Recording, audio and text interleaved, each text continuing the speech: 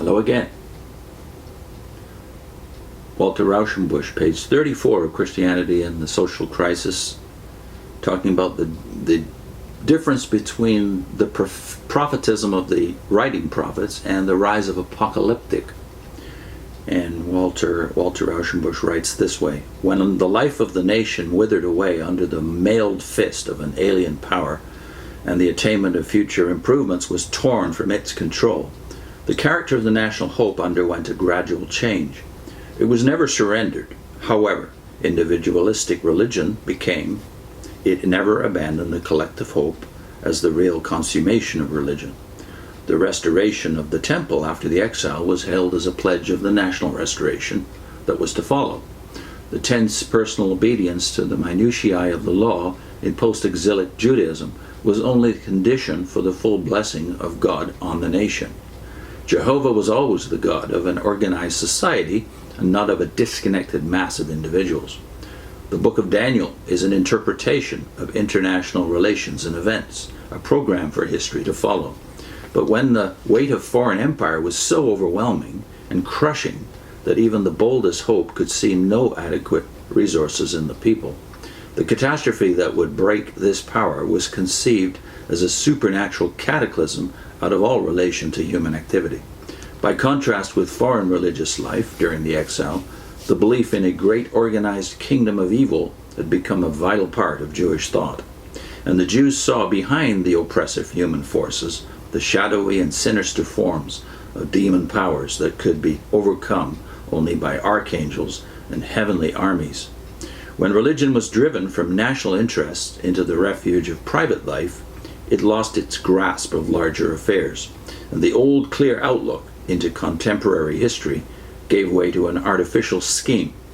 Instead of reading present facts to discern God's purposes, men began to pore over the sacred books and to piece the unfulfilled prophecies of the dead prophets into a mosaic picture of the future. The sunlight of the prophetic hope gave way to the limelight of the apocalyptic visions of later Judaism. It is profoundly pathetic to see how a people paralyzed, broken on the rack, and almost destroyed, still clung to its national existence and believed in its political future. Even the crudest dreams of apocalypticism have a tragic dignity and a lingering touch of vital force. In those dreams, the Jewish people kept alive both their memories and their hopes, much as an impoverished aristocratic family will preserve the tarnished swords and the faded uniforms worn by illustrious ancestors, and nurse the hope in its sons that they may someday regain the old position.